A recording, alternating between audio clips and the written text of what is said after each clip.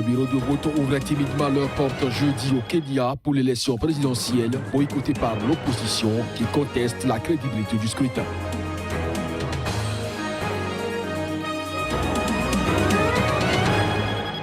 La Centrafrique a célébré ce 24 octobre l'anniversaire de l'entrée en vigueur de la Charte des Nations Unies. Cette célébration coïncide avec la visite dans le pays du secrétaire général des Nations Unies.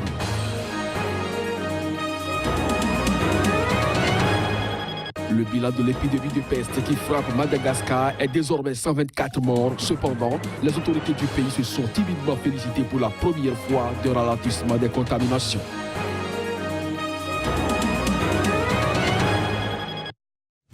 C'était là le sommaire du journal. Bonjour à toutes, bonjour à tous et bienvenue. On ouvre donc cette édition par le Kenya où les bureaux de vote ouvraient timidement leurs portes jeudi pour l'élection présidentielle, boycottée toutefois par l'opposition qui conteste toujours la crédibilité du scrutin. C'est un constat fait par les journalistes de l'agence France Presse sur le terrain.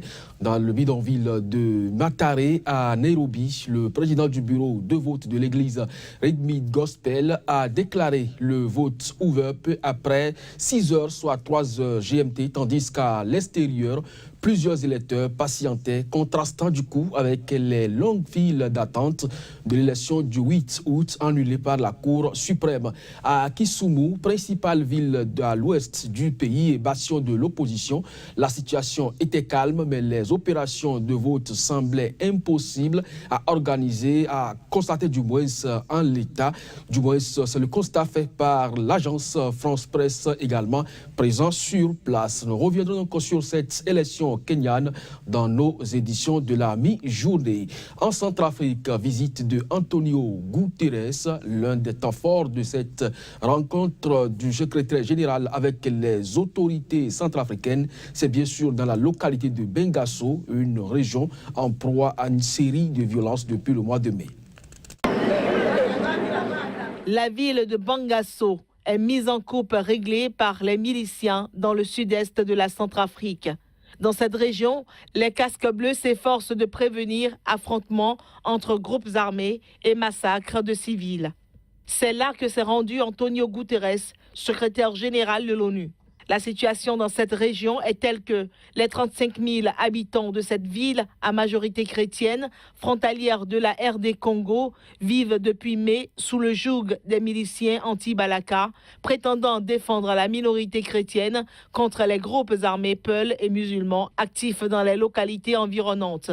Dans cette zone, 9 casques bleus ont été tués entre mai et juillet.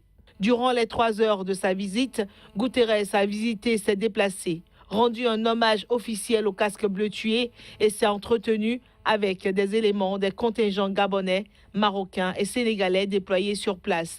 Arrivé mardi à Bangui pour sa première visite à une mission de paix de l'ONU depuis sa prise de fonction en janvier, le secrétaire général a appelé la communauté internationale à mobiliser davantage de ressources et de capacités pour aider la République centrafricaine.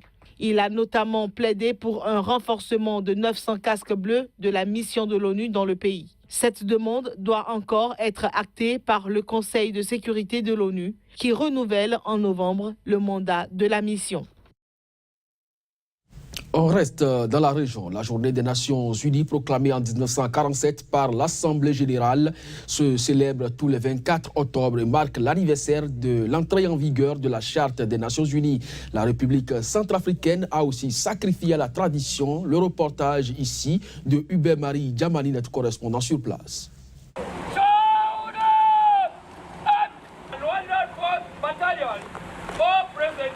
Chaque année, le 24 octobre, date de l'entrée en vigueur de la Charte des Nations Unies, les États et les peuples du monde commémorent la journée des Nations Unies. Cette journée nous rappelle les semaines de délibération difficiles d'une cinquantaine de pays à San Francisco qui aboutirent le 26 juin 1945 à la Charte des Nations Unies. Le respect de ces principes est aussi une des conditions de stabilité et de bien-être nécessaires pour assurer entre les nations des relations pacifiques et amicales. Les États membres avaient aussi pris l'engagement d'unir leurs forces pour maintenir la paix et la sécurité internationale. Cette journée a été instaurée pour que l'humanité réfléchisse, s'interroge, échange et prenne conscience de l'importance de la charte, de son application pour un avenir meilleur dans nos pays et dans le monde. 3/4 de siècle après, la profonde vision humaniste de la charte, sa force et sa participation n'ont pas pris une seule ride. Aujourd'hui, malgré cette intervention, la paix et la sécurité sont loin d'être rétablies dans mon pays, la République centrafricaine, et bien que cette présence a permis de nous éviter le pire. C'est d'ailleurs dans cette logique que la République centrafricaine appelle le Conseil de sécurité à renforcer le mandat de la MINUSCA afin de mieux combattre les ennemis de la paix et de redonner espoir au peuple centrafricain.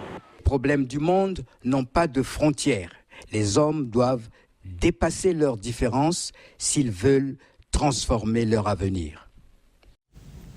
Arrivée mercredi au Soudan du Sud de Nikki Haley, l'ambassadrice américaine à l'ONU s'est rendue à Djouba pour évoquer la situation humanitaire catastrophique dans ce pays, ravagé près de 4 ans après une guerre civile. C'est le premier voyage en Afrique de l'ambassadrice à l'ONU qui a rang de ministre dans l'administration américaine. Ce déplacement avait été annoncé en septembre par le président américain Donald Trump. Ce dernier étant profondément préoccupé par les millions de vies en danger au Soudan du Sud et en République démocratique du Congo. Dans ces deux pays, les violences ont redoublé ces derniers mois en dépit d'une forte présence des casques bleus. La mission de paix de l'ONU au Soudan du Sud compte quelques 14 000 casques bleus.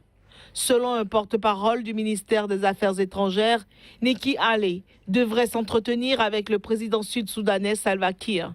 Au centre des échanges, les questions de la paix et des efforts déployés par le gouvernement. Le mois dernier, l'ambassadrice avait affirmé à l'ONU qu'une récente et nouvelle initiative de paix venue de pays de la région était la dernière chance pour les autorités sud-soudanaises d'en finir avec le conflit. Cette nouvelle initiative de paix régionale est décrite comme un forum de revitalisation de l'accord de paix de 2015, initié par 7 pays de la région sous la direction de l'Éthiopie. La semaine dernière, l'organisation régionale IGAD a annoncé avoir achevé une série de consultations avec nombre de parties prenantes et pourrait annoncer de nouveaux pourparlers. Pour rappel, le Soudan du Sud a plongé en décembre 2013 dans une guerre civile qui a fait des dizaines de milliers de morts, poussé environ 4 millions de personnes à fuir leur foyer et rendu près de la moitié des 12 millions d'habitants dépendants de l'aide alimentaire. Le vice-président de la Guinée équatoriale sera jugé à Paris vendredi dans le cadre du procès de l'affaire de Bien Malaki. Théodore Obiang est accusé de s'être frauduleusement bâti en France un patrimoine considérable.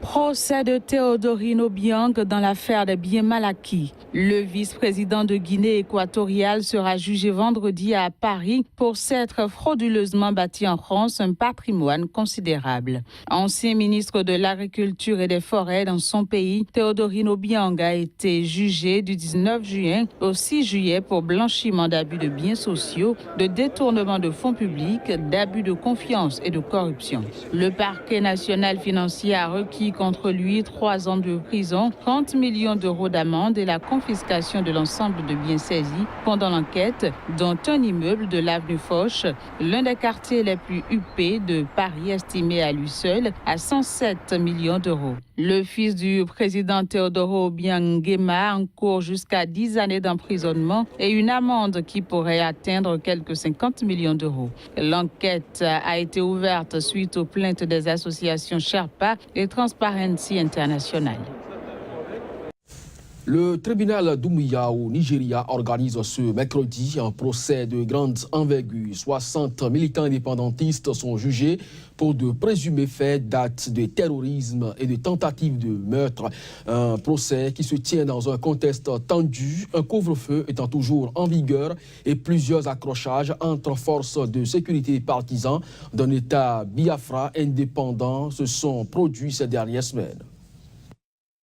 Un climat d'autant plus pesant qu'en septembre, le gouvernement fédéral d'Abuja a classé l'IPOB, mouvement indépendantiste pour le peuple des indigènes, comme une organisation terroriste.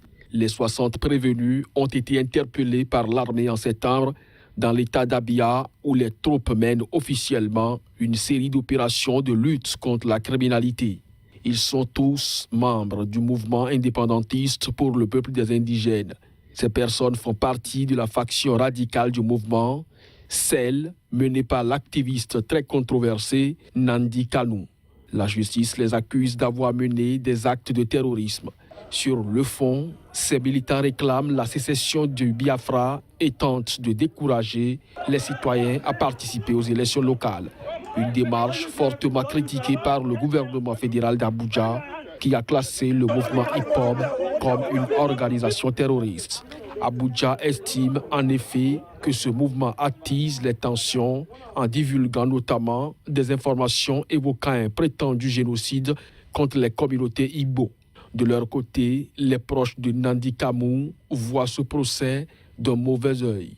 Ils dénoncent les intentions musclées de l'armée contre les manifestants, selon eux, souvent désarmés. Je l'évoquais en titre, le bilan de l'épidémie de peste qui frappe Madagascar depuis le mois d'août s'est encore aggravé mardi. Le bilan est désormais d'au moins 124 morts. Cependant, les autorités du pays se sont timidement félicitées pour la première fois d'un ralentissement des contaminations. Plus de 2 mois que la peste sévit à Madagascar. Le bilan de l'épidémie a atteint 124 personnes, d'après des responsables qui, dans le même temps, se félicitent du ralentissement des infections. Il y a une diminution du nombre de personnes admises à l'hôpital et une augmentation du nombre de patients guéris qui quittent l'hôpital. Le ministère de la Santé a indiqué qu'au total, 1133 personnes ont été infectées. Très contagieux, le fléau a provoqué des alarmes à travers la pauvre île de l'océan Indien depuis le mois d'août. Il s'est ensuite étendu à la capitale Antananarive et à d'autres villes. Les épidémies de peste sont un phénomène cyclique au Madagascar.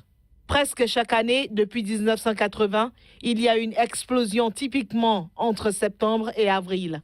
L'épidémie actuelle est inhabituelle car ayant affecté les zones urbaines, augmentant le risque de transmission.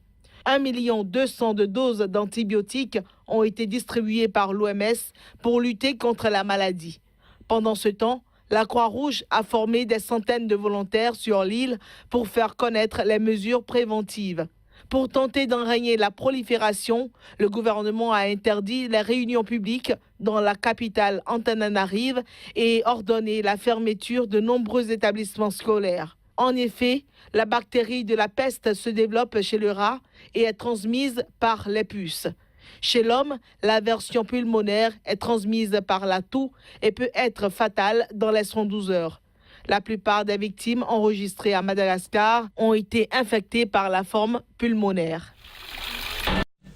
Ce sera donc tout pour cette édition. Merci à vous de l'avoir suivi. L'information se poursuit sur SICA.